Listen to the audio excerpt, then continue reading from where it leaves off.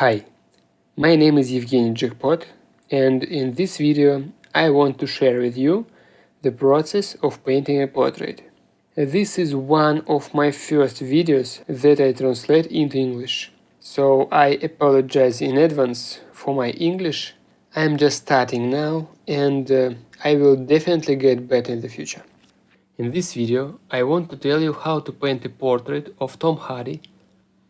I mixed a dark brown color. I use brown and a little red, and I started to go on the painting. What's important at the very beginning? One of the most important rules is to follow the amount of paint. It should be minimal. I practically constantly rub the paint with such shading, and the consistency itself should be quite liquid, that is closer to watercolors. According to the composition, it's quite simple. Canvas 50 by 50, and the format is almost the whole face of the portrait. I think the composition itself it's not difficult to find here. In fact, here are the two most important dimensions: width and height. The next stage, I mark the hair. The front part is usually divided into about 3 parts.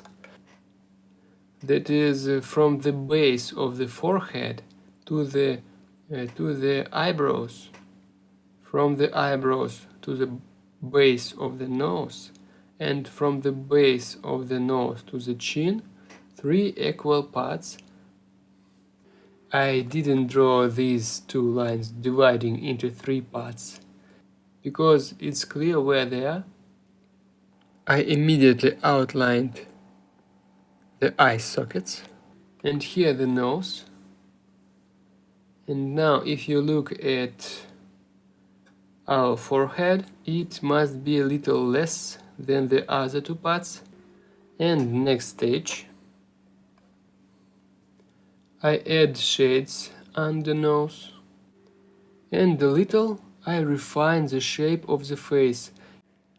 When we only start the portrait, make everything easy for yourself. For example, I use only one color to find all proportions, forms of the portrait.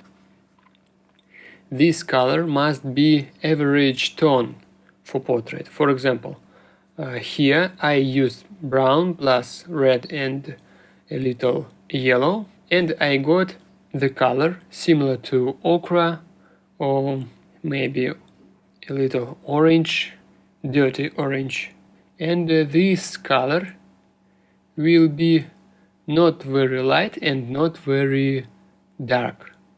It's very suitable for next stages, because to make this color a little light, no problem, and you also, without any problem, make this color darker. And don't use the white color at the first stage. If you got very dark color, you can use more liquid.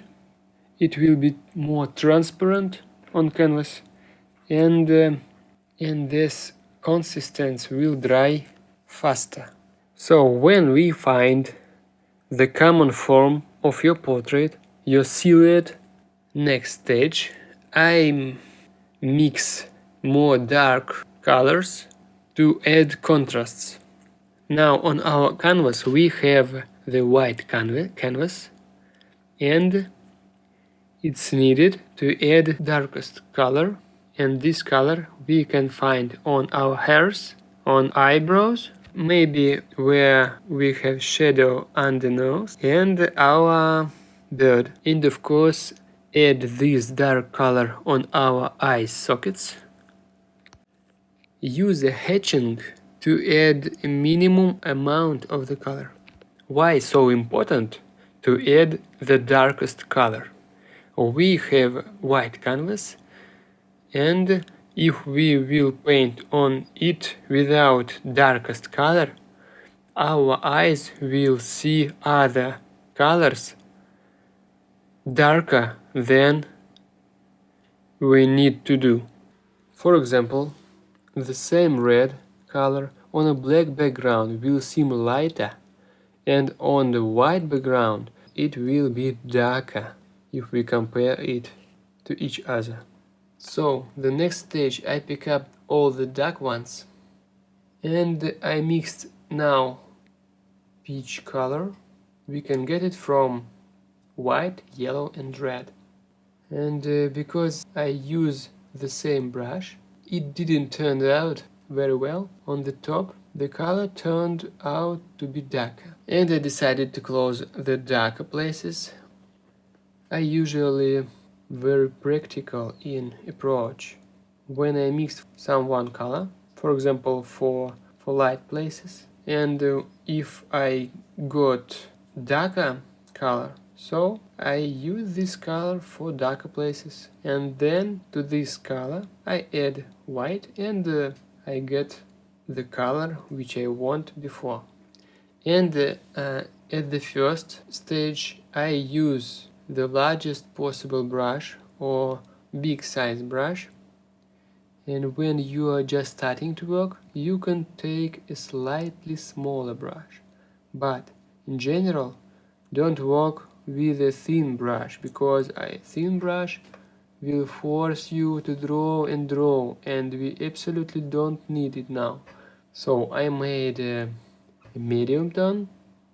Now I start to add the lightest tint. So what is the primary task we have to do when we do underpainting? We need to take one paint layer to cover everything with colors without looking at the details. When we have the object with lights and shadows, we already see much better shape, proportions, and then you can already deal and correct these proportions. So I mixed this greenish turquoise color and start mixing cold ones. It will be more simple if you start from only warm colors to find all forms and volumes, and then you can add different tints and you can use cold colors. Such technique I have proven myself for a long time.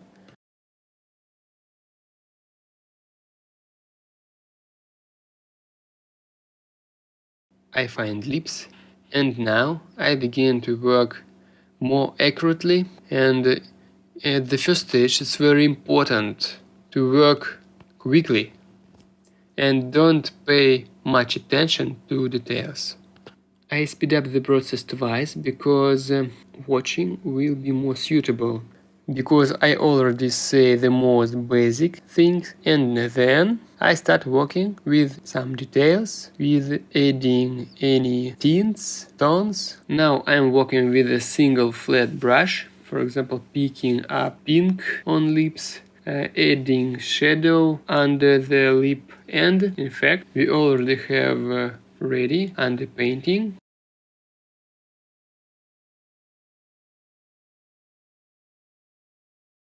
I start doing eyes using the black color, and how to get it I already said.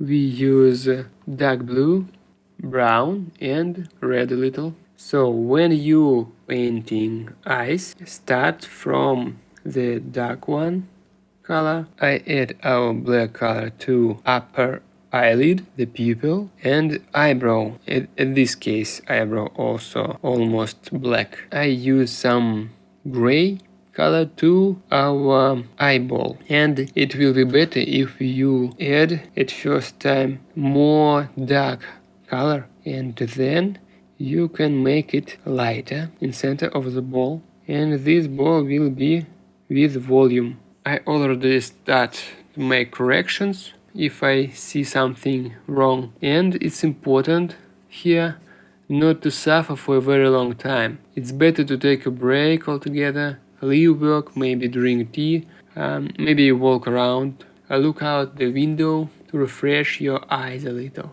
And then move on the second stage, and it was the finishing stage. Before go to the break, I add a little, some details on eyes, for example. Add shadows under the eyes and up the eyes. Now I see that one eye a little higher than other, and I make some corrections. I see where the mistake, and in most cases I usually one eye move a little higher and other eye a little lower. When you make these corrections, look thoroughly what size of your forehead and what size of nose. When you compare these sizes with your original photo, you can see that where the mistake with eyes. So here on video I start next stage. Here I start working with bird. Now I use a quite thin brush, and it's suitable only when you already know exactly what and where this element is, and if you're unsure, do not rush to go to the small one brushes. Now I start working with clothes. On this portrait it was very simple, without any details. When you start new stage, working with contrasts. Now you can see that I add the black one on hairs, and when you look at your painting with fresh eyes, you can find mistakes and it will be easy to make corrections. As you see, I add hairs on head.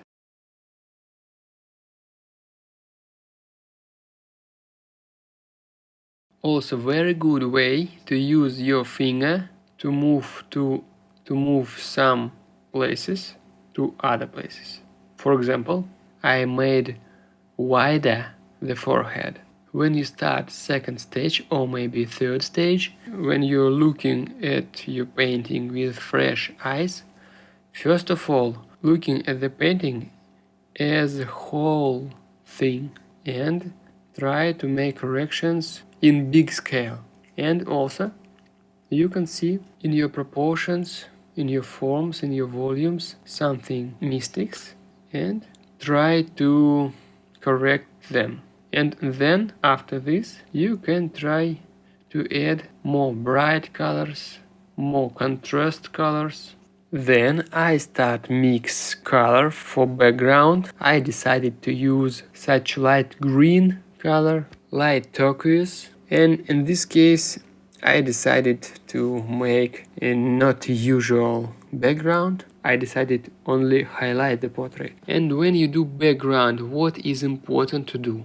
If you want to get realistic painting, you can use the background which on your photo original, but you can make it more blurred. But if you want to get something contemporary, modern, of course the best way is to make experiments and try different methods. It's also very important to use color combinations, and for this you can use Eaton circle. The most contrast color combinations, it is of course when you use two opposite colors, for example blue and orange, or violet and yellow, or red and green, and also there are too much different combinations with not only two colors.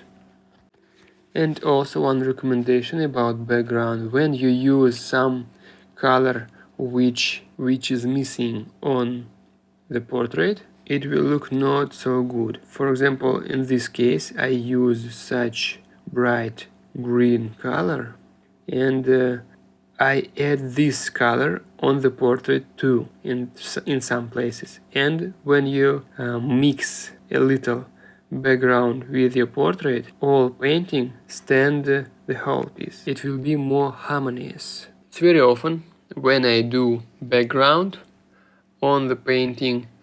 I don't know at this moment what background will be. I think that I know approximately how it will look, but when I start doing it, sometimes I get something new, something unexpected.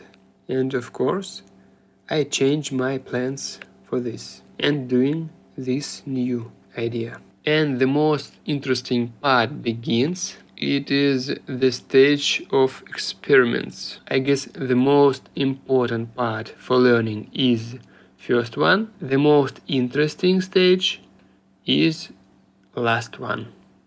Because here experiments where we're trying some tints, some shades, some different colors. First of all, as I said before, I add the color which I used for background. I add it on the face. This color has light shade, so of course I add it on light places on the face. It's very important when you add something unusual colors, something very bright colors. It's very important to add these colors in accordance with color tones. If we use, for example, red, bright red color, it has a medium tone and we can add them to medium tones on your face. If we use light pink or maybe light peach color, we add them to light places on the face. It's very important because if you don't do like this, you can lost your volumes, your forms on the face. And at this stage, you refine all the proportions to the maximum. Check them. And you can check it in many ways. For example, first one and the simplest one is you can step back and look afar at the portrait. Next case, you can take a painting and go with them and look to it through the mirror. Third one is you can take a picture from the phone and look at the phone. The telephone usually make photos with more contrast, and if you have any mistakes in tones, in proportions, the phone picture will show you them with a bigger scale. So what about the process of adding different colors now on the face?